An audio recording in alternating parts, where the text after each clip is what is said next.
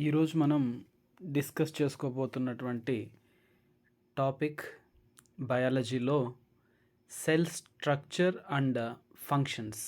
It is most important topic in 8th class and as well as in the biology subject. ఎందుకంటే ప్రతి organism కూడా సెల్స్తోనే తయారై ఉంటుంది.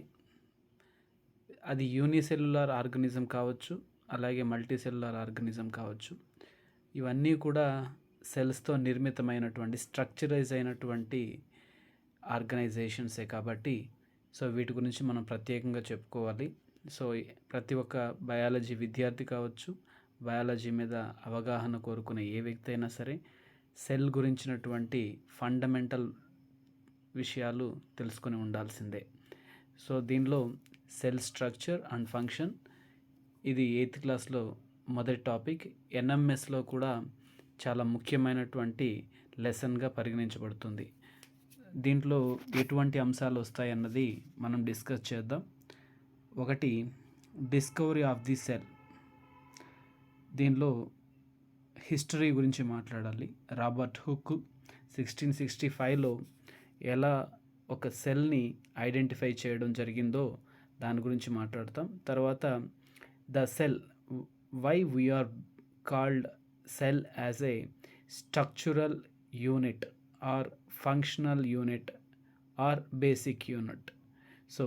దాని గురించి మనం డిస్కస్ చేద్దాం. దాని తర్వాత organisms shows variety in cell number, shape and size. అంటే ఆర్గనిజమ్స్లో ఉన్నటువంటి డిఫరెంట్ టైప్ ఆఫ్ ఆర్గనిజమ్స్లో డిఫరెంట్ టైప్ ఆఫ్ సెల్స్ కలిగి ఉంటాయి. అవి డిఫరెంట్ నంబర్లో ఉండొచ్చు, షేప్లో ఉండొచ్చు, సైజులో ఉండొచ్చు. ఎప్పుడు కూడా షేప్ అనేది, దాని యొక్క సైజ్ అనేది దేన్ని ఇన్ఫ్లుయెన్స్ చేస్తుంది అంటే ఫంక్షన్ మీద ఆధారపడి ఉంటుంది. సైజు, షేపు ఫంక్షన్కి రిలేటెడ్ అని మనం గుర్తుపెట్టుకోవాలి. ఇక దాని తర్వాత ఇందులోనే నంబర్ ఆఫ్ సెల్స్. దాంతో నంబర్ ఆఫ్ సెల్స్ అంటే అది యూనిసెల్యులార్ ఆర్గానిజం అయినా అవ్వచ్చు, లేదా మల్టీ సెల్యులార్ ఆర్గానిజం అయినా అవ్వచ్చు. అదేంటనేది మళ్ళీ మనం చెప్పుకుందాం. తర్వాత షేప్ ఆఫ్ సెల్స్. ఈ షేప్ ఆఫ్ సెల్స్లో డిఫరెంట్ కైండ్స్ ఆఫ్ సెల్స్ని, వాటి యొక్క షేప్స్ని గురించి మనం మాట్లాడతాం. దాని తరువాత సైజ్ ఆఫ్ సెల్. ఈ సెషన్లో, ఈ వీడియోలో ఇక్కడి వరకు మనం ప్రధానంగా చెప్పుకోవాల్సి ఉంటుంది. వీటి గురించి మనం డిస్కస్ చేద్దాము. ఇందులో ఎటువంటి అంశాలు ఉన్నాయన్నది మనం ఇప్పుడు చూద్దాం. మరొకసారి cell structure and functions. First one introduction గురించి మాట్లాడదాం. తర్వాత discovery of the cell, and third one the cell. Fourth one organisms shows variety in cell number, shape and size. అంటే number of cells, shape of cells, size of the cells. Next cell structure and function. Next one parts of the cell. ఇది తర్వాతి cell structure and function 5th, 6th, 7th next సెక్షన్లో, next వీడియోలో చూస్తాం. అవేంటంటే parts of the cell. అందులో cell membrane, cytoplasm, nucleus, vacuole, plastids. అంటే cell organelles గురించి fundamental information అనేది మనం నేర్చుకుంటాం. ఇవి NMS ఎగ్జామ్లో కూడా చాలా ముఖ్యమైనటువంటి అంశాలు, వాటి ఫంక్షన్స్ కానీ వాటి గురించి. కాబట్టి ప్రత్యేక శ్రద్ధతో మనం చదవాల్సి ఉంటుంది. 7th one comparison of plant and animal cell. 8th class నందు కేవలం ప్రిలిమినరీ థింగ్స్ మాత్రమే, ఫండమెంటల్స్ అండ్ బేసిక్ థింగ్స్ మాత్రమే డిస్కస్ చేయడం జరుగుతుంది. మీరు 9th, 10th క్లాస్కి వెళ్ళినప్పుడు కాస్త విషయంలో డెప్త్ అనేది పెరుగుతుంది. అక్కడ మరికొంత విషయాన్ని మీరు అవగాహన చేసుకోవడం జరుగుతుంది. ఆ పై తరగతుల్లో బయాలజీ గురించినటువంటి పూర్తి అవగాహన మీకు ఏర్పడుతుంది. ఇక్కడ ఏంటంటే బేసిక్ ఇన్ఫర్మేషన్ని బాగా అర్థం చేసుకుని అడగబోయే ప్రశ్నలను ముందుగానే మనం నేర్చిపెట్టుకునే విధంగా తయారవ్వాలి. ఇది ఇంట్రడక్షన్ సంబంధించింది. Hour earth consist of nature. మన భూమి పైన నేచర్ అనేది ఉంటుంది. నేచర్లో ఎన్విరాన్మెంట్, ఈకోసిస్టమ్, ఈకాల్ ఈకోసిస్టమ్, ఈకోసిస్టంలో హ్యాబిటేట్, ఇవన్నీ కూడా మనం అబ్జర్వ్ చేస్తాం. అంటే ఒక ఎన్విరాన్మెంట్లో లేదా నేచర్లో మనకు ఎబయోటిక్ కండిషన్స్, అలాగే బయోటిక్ ఆర్గనిజమ్స్ అనేటివి ఉంటాయి. ఇవి ఒకదాని మీద ఒకటి ఇంటర్ డిపెండెంట్గా ఉంటాయి. అంటే all organisms depend upon abiotic conditions. Abiotic conditions అనేటివి we know very well. So air, water, humidity, light, etc. Biotic organisms means we know very well. So which are having life, that type of organ that are known as a organisms or life consisting organisms. So ఇవి ప్రాణం ఉన్నటువంటి జీవులు ఈ వేటితో తయారై ఉంటాయి. అవి ఎబయోటిక్కి బయోటిక్కి difference ఏంటంటే, so life అనేది ఉండడం. అంటే life means organisms can perform different kind of functions. How it is performing the functions means because of it consists different kinds of cells. These cells are performing the functions. So మనం అర్థం చేసుకుంటే ప్రతి జీవి యొక్క body అనేది వేటితో construct అయి ఉంటుంది అంటే, we know very well, సెల్స్తో కన్స్ట్రక్ట్ అయి ఉంటుంది. అంటే ఒక పెద్ద బిల్డింగ్ అనేది మనం చిన్న చిన్న ఇటుకలన్నీ కలిసి పెద్ద బిల్డింగ్ని ఎలా కడతామో, అలాగే ఒక ఆర్గనిజం యొక్క బాడీ అనేది మనకు చిన్న చిన్న సెల్స్తో కలిపి ఒక బాడీని తయారు అవ్వడం అనేది నేచర్ చేసేటటువంటి గొప్ప థింగ్. కాబట్టి దీని గురించి మనం ఇక్కడ మాట్లాడతాం ఇంట్రడక్షన్లో. సో ఇది ఇక్కడ ఉన్నటువంటి విషయం, సెల్ గురించి, దాని గురించినటువంటి విషయంగా మనం గుర్తుంచుకోవాలి. అంటే లైఫ్ అనేది ఎలా ఫామ్ అవుతుంది? A single cell can form a group of cells because of cell డివిజన్తో it can form cell can perform cell division and it can form a group of cells that is known as a tissue. This tissue can form a organ. The organ can form a organ system. Organ system can form a organism. So the organism is a life. Why? Because the cells are doing many metabolic functions or metabolic activities. So that is the main difference between the abiotic and biotic organisms. So it has a cells, it are doing many functions. So దాని గురించి మనం ఇక్కడ చూసుకోవాలి. Why we are called it as a cell, as a structural and functional unit. So మనం ఈ విధంగా కూడా దాని గురించి చెప్పుకోవచ్చు. మన టెక్స్ట్ బుక్లో ఏమున్నాయి అనేది మీరు ఒక్కసారి కానీ చూస్తే, nature consist abiotic conditions, a nature means environment, and biotic organisms. ఇందులో బేసిక్ ఫంక్షన్స్ అనేటివి ఆర్గనిజమ్స్ అనేటివి చూపిస్తాయి. సో ఈ బేసిక్ ఫంక్షన్స్ అనేటివి ఏవి చేస్తాయి? మన ఆర్గాన్స్ చేస్తున్నాయి, ఆర్గాన్ సిస్టమ్స్ చేస్తున్నాయి అని అనుకుంటాం. అంటే ఈ ఆర్గాన్ సిస్టమ్స్ అన్నీ కూడా దేంతో తయారయ్యాయి అంటే టిష్యూతో తయారయ్యాయి.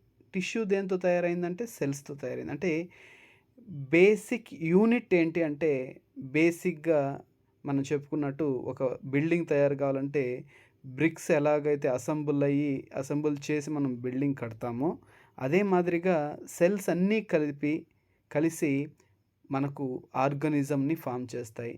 సో కాబట్టి సెల్ ఫంక్షన్ చేస్తేనే ఆర్గనిజం అనేది ఫంక్షనేట్గా తన ఫంక్షన్ తను చేసుకుంటూ ఉంటుంది. సో ఇది చాలా ఇంపార్టెంట్. ఇకపోతే ఇది ఇంట్రడక్షన్గా మనం పరిగణిస్తే, next thing is history. It is most important, very important thing in the biology also. Because the person who discovered the cell is a amazing thing. So the curiosity of a human being is was discovered many things in history.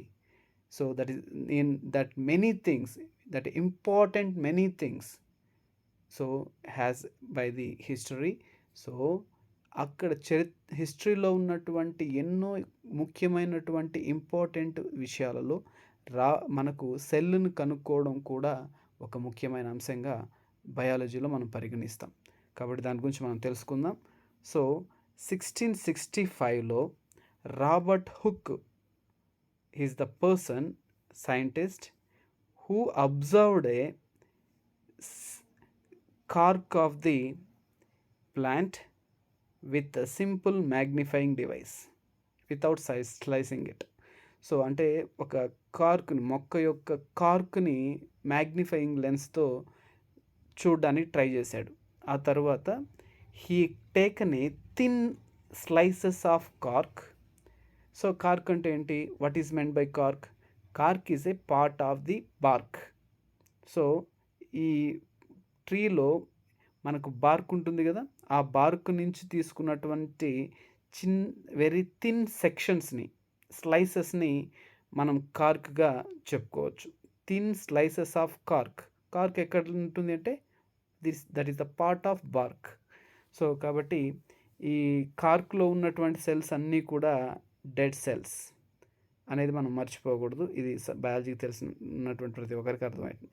So ఈ యొక్క thin స్లైసెస్ని లేదా సెక్షన్స్ని, cork సెక్షన్స్ని Robert Hooke observed under microscope, మనకు microscope కింద observe చేయడం జరిగింది. అబ్జర్వ్ చేసినప్పుడు he noticed that a partitioned boxes are compartments are there in the section or in the slices. ఎలాగంటే బాక్సెస్ లాగా ఉన్నాయి కదా, అవి ఒక్కొక్క బాక్స్ అనేది ఒక్కొక్క దాంతో ఒకటి మధ్యలో వాల్స్ లాగా ఉండి అవి సపరేట్ అవుతూ ఉన్నాయి. సో ఈచ్ అది చూడ్డానికి బాక్సెస్గా ఉండి ఎలా కనిపిస్తుందంటే it is look like a honeycomb. అంటే తేనెటీగల యొక్క పట్టు ఎలాగుంటుందో, తేనె పట్టు గూడు ఎలా ఉంటుందో అలాంటి కన్స్ట్రక్షన్ ఆయన అబ్జర్వ్ చేయడం జరిగింది. So one box is separated from the other by wall partition. So ఒక్కదాని నుంచి మరొకటి అనేది వాల్స్ ద్వారా సపరేట్ అయినట్టుగా ఆయన గమనించాడు. సో ఇవన్నీ కూడా డెడ్ సెల్స్. ఈ ఈచ్ బాక్స్ని ఏమని పిలిచాడు అంటే సెల్ అని పిలవడం జరిగింది. అంటే ఈచ్ కంపార్ట్మెంట్ని సెల్ అని పిలవడం జరిగింది. సెల్ అంటే అర్థం ఏంటి అంటే ఏ లిటిల్ రూమ్ అని అర్థం. సెల్ అంటే అర్థం ఏంటంటే ఏ లిటిల్ రూమ్. చాలా ఇంపార్టెంట్, హిస్టరీలో మనం గుర్తుపెట్టుకోవాల్సినటువంటి. ఇందులో మీరు అబ్జర్వ్ చేసినట్లయితే అంత క్లియర్గా లేకపోయినా టెక్స్ట్ బుక్లో మీరు చూసినప్పుడు మీకు అర్థమవుతుంది. సో హనీ కూమ్లో ఎలాగైతే ఉంటాయో ఆ సెల్స్ అనేటివి ఒకదానితో ఒకటి, ఆ బాక్సెస్ అనేటివి సపరేట్ చేయబడడం మనం గమనించవచ్చు. సో ఎలా అంటే ఏడు చూడండి, we can observe here. This is ఒకదానితో ఒకటి వాల్స్తో సపరేట్ చేయబడినటువంటి కంపార్ట్మెంట్స్ లాగా మనకు అబ్జర్వ్ చేయొచ్చు. సో ఇది మోస్ట్ ఇంపార్టెంట్ థింగ్. ఇది ఆయన అబ్జర్వ్ చేసినటువంటిది. మనం ఇప్పుడు చూస్తుంది అయితే living cell, but Robert hook మాత్రం చూసింది కార్క్ కాబట్టి అవన్నీ కూడా డెడ్ సెల్స్ అని మనం గుర్తుపెట్టుకోవాలి.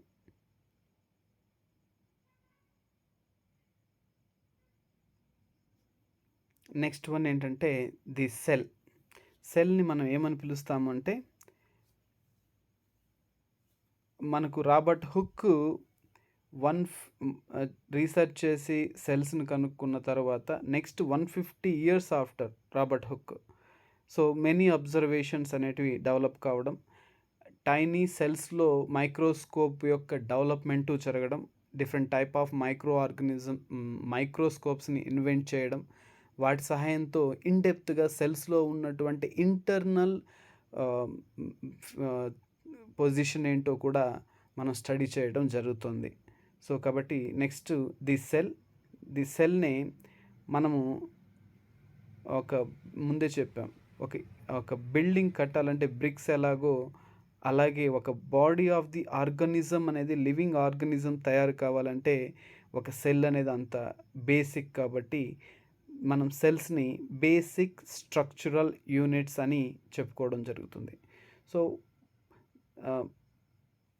సో దీని మన యొక్క డిఫరెంట్ డిజైన్స్ ఉండొచ్చు, షేప్స్ ఉండొచ్చు, సైజెస్ ఉండొచ్చు.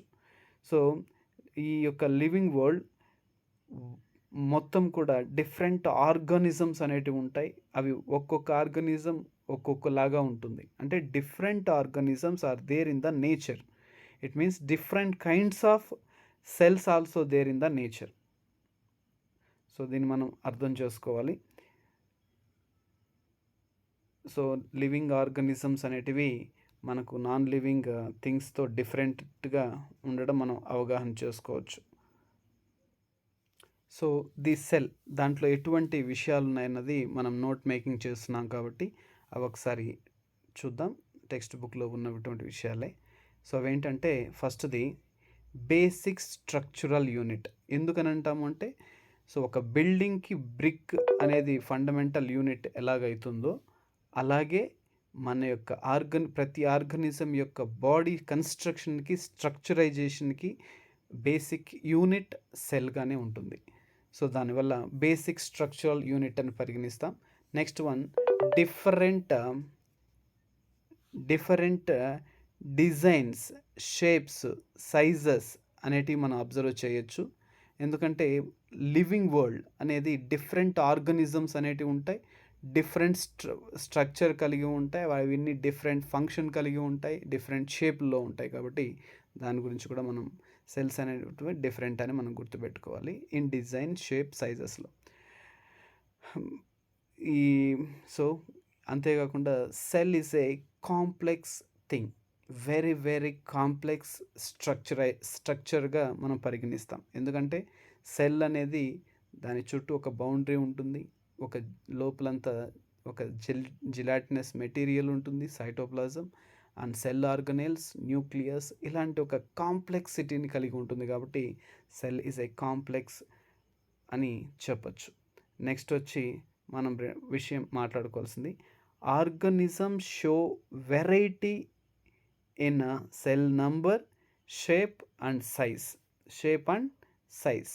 సో ఎలా అని చెప్తాం? భూమి మీద on earth millions of organisms are there. All organisms different in shapes and sizes. Why? Because it has a different organs to function different functions.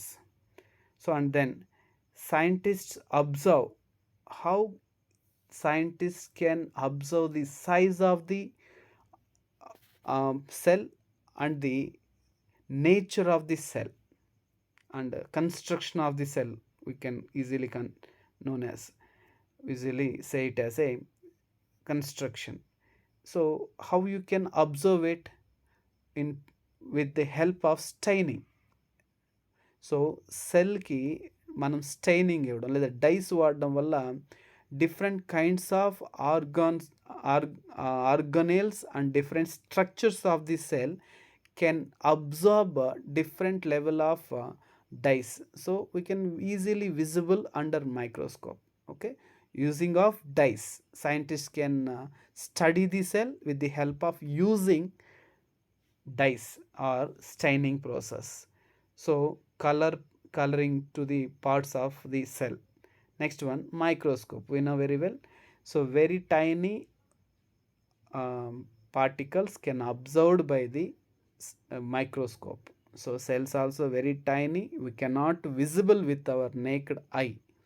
So that's why we must use a microscope.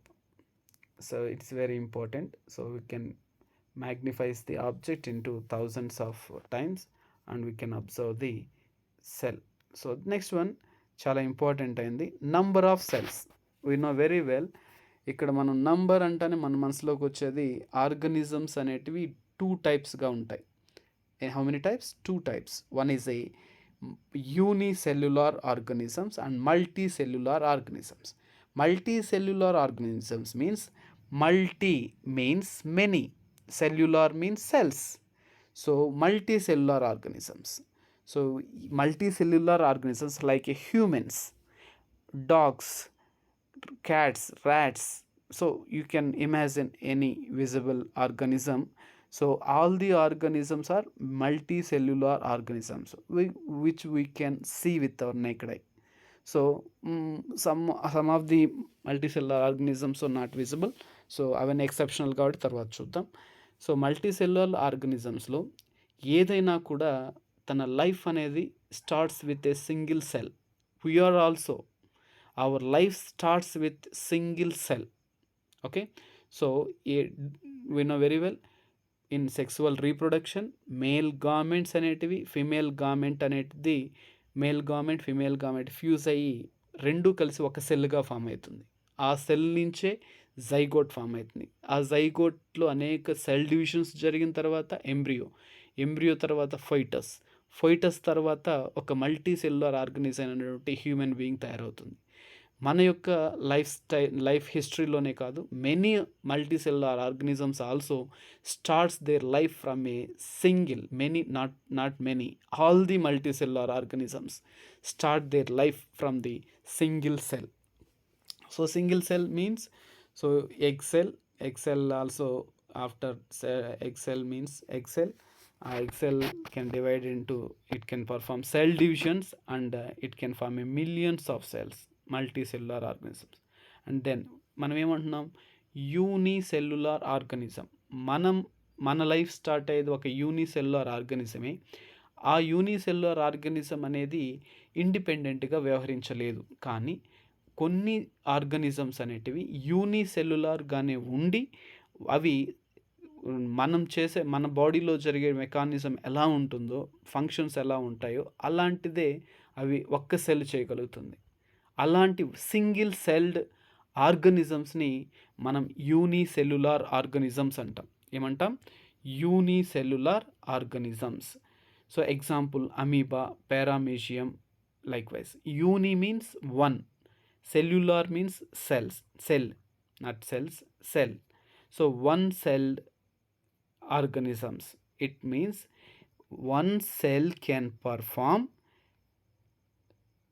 it has a capturing of food, digestion of food, movement, respiration, excretion, growth, reproduction. Likewise all the functions can performed by a single cell. That organism is known as a unicellular organism. అంటే ఒక cell అన్ని ఫంక్షన్స్ని చేసుకొని ఒక organism లాగా వ్యవహరిస్తుంది. మనం start అయ్యేటటువంటి cell అలా చేయలేదు. ఒక సెల్ అనేది అది డివైడ్ అయ్యి తర్వాత గ్రూప్ ఆఫ్ సెల్స్గా ఫామ్ అయ్యి ఆర్గాన్ సిస్టమ్ ఇలా ఫామ్ అయిన తర్వాతే ఒక ఆర్గనైజేషన్గా ఏర్పడిన తర్వాత ఒక ఆర్గనిజం ఫామ్ అవుతుంది. మల్టీసెల్యులార్కి యూనిసెల్యులార్కి ఉన్నటువంటి తేడా అదే. So next one, number of సెల్స్లో మనం guess number of cells in a big huge tree, humans and huge body consisting elephant like organisms. So మనకు ఎంత నంబర్లో సెల్స్ ఉంటాయి, మల్టీసెల్యులార్ ఆర్గనిజమ్స్ అంటున్నాం కదా, దీనిలో ఎన్ని సెల్స్ ఉంటాయి మనం ఇమాజినేట్ చేయగలమా? We don't. వై? బికాజ్ మనం చిన్న ఆర్గనిజం నుంచి పెద్ద ఆర్గనిజం వరకు సెల్స్ యొక్క వేరియేషన్ చాలా ఉంటుంది. ఒక పెద్ద ట్రీని చూసామనుకోండి, దాంతో millions and trillions of cells ఉంటాయి. అలాగే ఒక పెద్ద అనిమల్ చూసామనుకోండి, ఎలిఫెంట్ లాంటివి, వేల్స్ లాంటివి, వాటిలో కూడా డిఫరెంట్ ఆర్గాన్స్ ఉంటాయి, different kinds of millions and trillions of cells అనేటివి మనం అబ్జర్వ్ చేయడం జరుగుతుంది. So billions and trillions of cells. So ఇవన్నీ కూడా మల్టీసెల్యులార్ ఆర్గనిజమ్స్లో ఉండే సెల్స్ అన్నీ కూడా ఒకలాగే ఉంటాయా? All are same? No, never. అన్ని సెల్స్ ఒకలాగా ఉండవు. సెల్స్ అనేటివి డిఫరెంట్, ఒకదానికొకటి డిఫరెంట్గా ఉంటాయి. ఎందుకంటే వెరైటీ ఫంక్షన్స్ చేయాలి కాబట్టి. Different size and shape lead to different function. చాలా ఇంపార్టెంట్. డిఫరెంట్ షేప్లో ఉంది, డిఫరెంట్ సైజులో డిఫరెంట్ షేప్లో ఉంది అంటే అది డిఫరెంట్ ఫంక్షన్ చేస్తుంది అని మనం అర్థం చేసుకోవాలి. సేమ్ కైండ్ ఆఫ్ సెల్స్ అనేటివి సేమ్ కైండ్ ఆఫ్ ఫంక్షన్స్ మాత్రమే చేస్తాయి. సో ఈ విషయం చాలా ఇంపార్టెంట్, మనం గుర్తుపెట్టుకోవాల్సినటువంటి విషయం. ఇకపోతే నంబర్ ఆఫ్ సెల్స్ అంటున్నాం, బిలియన్స్ అంటున్నాం. అంటే 1 బిలియన్ ఎంత? 1000 మిలియన్స్. అంటే ఇప్పుడు 1000 బిలియన్స్ ఎన్ని అవుతుంది? 1 ట్రిలియన్ అవుతుంది. 1 బిలియన్ 1000 మిలియన్స్ అయితే 1 ట్రిలియన్ 1000 బిలియన్స్ అవుతుంది. ఇకపోతే సెల్ నుంచి టిష్యూ, టిష్యూ నుంచి ఆర్గాన్, ఆర్గాన్ నుంచి ఆర్గాన్ సిస్టమ్, ఆర్గాన్ సిస్టమ్ నుంచి మల్టీ సెల్యులార్ ఆర్గానిజం అనేది ఫామ్ అవుతుంది. సో ఇదంతా మనకు తెలిసిందే. Next second one, shape of cells. మనం సైజ్ చూసాం, సారీ అలాగే నంబర్ ఆఫ్ సెల్స్ చూసాం. Next shape of the cells చూడాలి. షేప్ అనేది మనకు డిఫరెంట్ షేప్స్లో ఉంటాయి. డిఫరెంట్ చేంజెస్ అనేటివి మనం షేప్లో డిఫరెంట్ చేంజెస్ అనేటివి మనం అబ్జర్వ్ చేయొచ్చు. ఎగ్జాంపుల్కి కొన్ని చూద్దాం. మనకు యూనిసెల్యులర్ ఆర్గానిజం నుంచి స్టార్ట్ చేస్తే అమీబా అంటున్నాం. Amoeba has a no definite shape, it's a unicellular organism. Shape అనేది మనకు ఒక్కొక్క షేప్లో, అది ఒక్కొక్కసారి ఒక్కొక్క షేప్లో ఉంటుంది. ఎందుకంటే దాంట్లో it is a single cell organism కాబట్టి వాటి యొక్క పైన ఉన్నటువంటి ఎక్స్ట్రా పై above the cell outer layer అయినటువంటి సెల్ మెంబ్రేన్ అనేది ఫింగర్ లైక్ ప్రొజెక్షన్స్ అనేటివి జరుపుతుంది.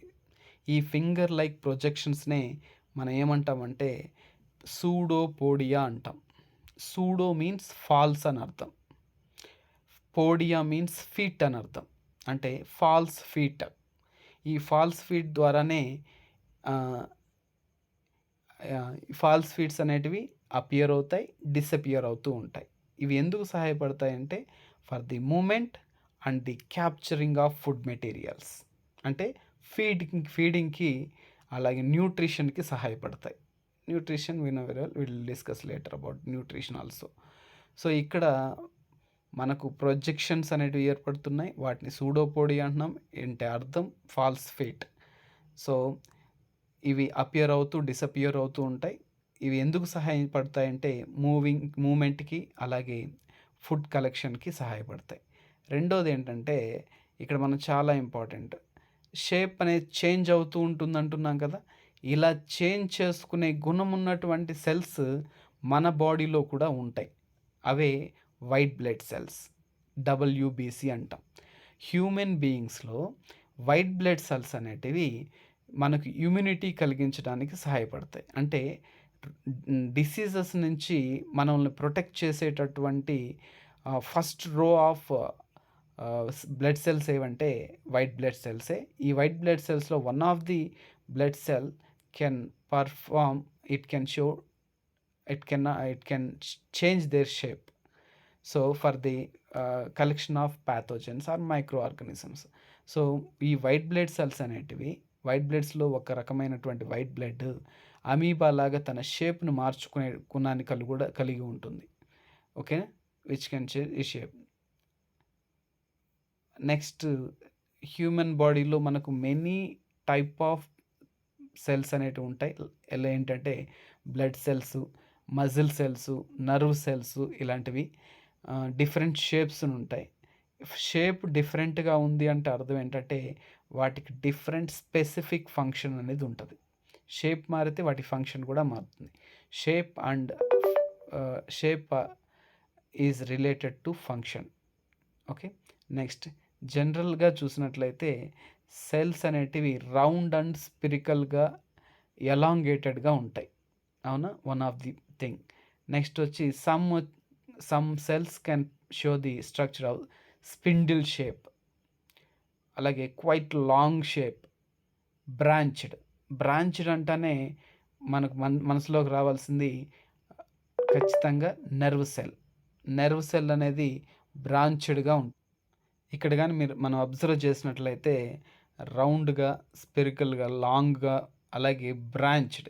మనం నెర్వ్ సెల్ని కానీ చూసామంటే బ్రాంచ్డ్గా ఉంటుంది. ఎందుకు బ్రాంచ్డ్గా ఉందంటే ఇది ఇన్ఫర్మేషన్ని అంటే మనం ఔటర్ ఎన్విరాన్మెంట్లో జరిగేటటువంటి చేంజెస్ని కలెక్ట్ చేసుకునేటటువంటి సెన్స్ ఆర్గాన్స్ అలాగే వాటి నుంచి మన యొక్క నర్వస్ సిస్టమ్ తీసుకెళ్ళి తర్వాత బ్రెయిన్ ఇలాగ ఇన్ఫర్మేషన్ అనలైజ్ చేసి మనకు రెస్పాన్స్ని ఇచ్చేటటువంటి క్యారెక్టరిస్టిక్ దేనికి ఉంటుందంటే నర్వ్ సెల్కి ఉంటుంది. అంటే నర్వ్ ఇంపల్స్ని క్రియేట్ చేస్తుంది. ట్రాన్స్ఫర్ ఆఫ్ మెసేజెస్ అంటాం. సో మెసేజెస్ని ట్రాన్స్ఫర్ చేయడానికి ఈ యొక్క నర్వ్ సెల్ అనేది హెల్ప్ అవుతుందని మనం గుర్తుపెట్టుకోవాలి. సో మనం ఇక్కడ చూడొచ్చు స్పిరికల్ రెడ్ బ్లడ్ సెల్స్ అని of human, spindle shaped muscle cells, long branched nerve cells. Spherical షేప్లో ఏముంటాయి? రెడ్ బ్లడ్ సెల్స్ ఉంటాయి. స్పిండిల్ షేప్లో ఏముంటాయి? మజిల్ సెల్స్ ఉంటాయి. లాంగ్ బ్రాంచ్డ్గా ఏముంటాయంటే నర్వ్ సెల్స్ ఉంటాయి. ఈ విషయాన్ని మనం గుర్తుపెట్టుకోవాలి. మరి నర్వ్ సెల్ ఏం చేస్తుందంటే receiving and transfer of messages అలాగే కంట్రోల్ అండ్ కోఆర్డినేషన్కి సహాయం చేస్తుందని మనందరికీ తెలుసు. ఇకపోతే మనకు అనిమల్ సెల్స్లో మనకు ఎలా ఉంటుందంటే సెల్ రౌండ్గా మధ్యలో న్యూక్లియస్ ఉండి తర్వాత సైటోప్లాజం ఉండి తర్వాత చుట్టూ కూడా సెల్ మెంబ్రేన్తో ఎన్క్లోజ్ చేయబడి ఉంటుంది. It gives shape. ఒక సెల్కి షేప్ ఎలా వస్తుందంటే సెల్ మెంబ్రేన్ నుండి లోపల ఉన్నటువంటి ఆర్గాన్స్ అన్నిటికి కలిపి ఒక షేప్ వస్తుంది. అలాగే ప్లాంట్ సెల్లో కానీ చూసామనుకోండి సెల్ మెంబ్రేన్ పైన సెల్ వాల్ అనేది ఉంటుంది. ఈ సెల్ వాల్ అనేది మనకు ఎందుకు సహాయపడుతుందంటే డెఫినెట్ షేప్ ఇవ్వడానికి అలాగే రిజిడిటీకి ఉపయోగపడుతుంది. అంటే సెల్స్ అనేటివి వాటర్ మీద కాన్సన్ట్రేషన్ బట్టి రిజిడిటీని చూపిస్తాయి. సో అలాంటి సిచ్యువేషన్ కూడా సహాయపడతాయి. ఇవే కాకుండా సెల్ వాల్ని కలిగి ఉండే మరో ఆర్గానిజం ఏంటంటే బ్యాక్టీరియా. నెక్స్ట్ ఈ సెషన్ లాస్ట్ది ఏంటంటే సైజ్ ఆఫ్ సెల్స్. మనము లివింగ్ ఆర్గానిజమ్స్లో ఒకటి మేబీ స్మాల్గా ఉండొచ్చు, లార్జ్గా కూడా ఉండొచ్చు. స్మాల్గా అంటే మైక్రోమీటర్స్లో మైక్రాన్స్లో చెప్పుకుంటాం, లేదా మిలియన్త్ ఆఫ్ మీటర్ అంటాం. సో లార్జ్ అంటే ఫ్యూ సెంటీమీటర్స్ వరకు కూడా ఉంటాయి. మోస్ట్లీ సెల్స్ అనేటివి మైక్రోస్కోపిక్గానే ఉంటాయి. It are all microscopic. అంటే we need to observe under microscope only. we cannot visible with our unaided eye. So largest cell in the nature దాదాపు దాని మెజర్మెంట్ ఎంత అంటే 170 మిల్లీమీటర్ ఇంటూ 130 మిల్లీమీటర్స్. సో అది M N ఉంది, సారీ అక్కడ మిల్లీమీటరే. So అదేంటి అంటే ఆస్ట్రిచ్ ఎగ్. అదేంటంటే ఆస్ట్రిచ్ ఎగ్. సో చాలా ఇంపార్టెంట్. భూమి మీద ఉన్న అతి పెద్దదైనటువంటి సెల్ ఆస్ట్రిచ్ ఎగ్. దాని measurement 170 millimetres into 130 millimetres. So ఇక చాలా ఇంపార్టెంట్ థింగ్ ఏంటంటే not necessary that elephant be much bigger than those in the rat. అంటే ఎలిఫెంట్ పెద్దదిగా ఉంటుంది కదా, దాంట్లో ఉన్నటువంటి సెల్స్ పెద్దవిగా ఉంటాయి అని అనుకోవచ్చేమో. అలా కాదు. అలాగే ర్యాట్ చిన్నదిగా ఉంటుంది, దాంతో చిన్న సెల్స్ ఉంటాయి అని అనుకోకూడదు. సో సెల్స్ ఎక్కడైనా కూడా వాటికంటూ డిఫరెంట్ షేప్ అండ్ సైజ్ ఉంటుంది. ఆర్గనిజం సైజ్ పెరిగినంత మాత్రాన సెల్ సైజ్ పెరుగుతుంది అనుకోవడం తప్పు. ఇది చాలా గుర్తుంచుకోవాల్సినటువంటి విషయం. ఈ ఆర్గనిజం సైజ్ ఏదైనప్పటికీ కూడా సెల్ అనేది మనకు మైక్రోస్కోపిక్ అని గుర్తుపెట్టుకోవాలి. Next cell size related to it's function. మళ్ళీ చెప్తున్నాను, సెల్ సైజ్ దేన్ని రిలేట్ చేస్తుందంటే ఫంక్షన్ని తెలియజేస్తుంది. నర్వ్ సెల్స్ అనేది లాంగ్ అండ్ బ్రాంచ్డ్గా ఉంటుంది. అలాగే సేమ్గా ఎలిఫెంట్లో ఎలాంటి నర్వస్ సిస్టమ్ నర్వస్ సెల్స్ ఉంటాయో అలాంటివే ర్యాట్స్లో కూడా మనం అబ్జర్వ్ చేయొచ్చు. అంటే వాటి సైజుని బట్టి ఆర్గనిజం సైజుని బట్టి మనకు సెల్ సైజ్ అనేది డిఫరెంట్గా ఉండదు. సో మనకు ఏ ఆర్గనిజం సైజ్ ఏదైనా సెల్ మాత్రం మైక్రోస్కోపిక్కే. ఇది మాత్రం మర్చిపోకూడదు. సో నర్వ్ సెల్ అనేది బ్రాంచ్ అండ్ లాంగ్. ఇకపోతే ఆస్ట్రిచ్ ఎగ్ గురించి చెప్పుకున్నాం. మరి మన హెన్ ఎగ్ గురించి కూడా చూడాలిగా. హెన్ ఎగ్ అంటే మనకు మధ్యలో యోల్క్ అంటాం, లేదా ఎల్లో పార్ట్ ఉంటుంది, దాని చుట్టూ కూడా వైట్ పార్ట్ ఉంటుంది. సో ఆ ఎల్లో పార్ట్ పార్ట్ని యోల్క్ అని, వైట్ పార్ట్ని ఆల్బుమిన్ అని పిలుస్తాం. సో ఇక్కడ ఉన్నటువంటిది కూడా సింగిల్ సెల్లే అని మనం గుర్తుపెట్టుకోవాలి. సో ఈ సెషన్లో మీకు అన్ని విషయాలు దాదాపుగా సైజ్ ఆఫ్ ది సెల్ వరకు అర్థమైనని అనుకుంటున్నాను. తర్వాత cell and it's parts of the cell అనేది మళ్ళీ చూద్దాం. Thank you.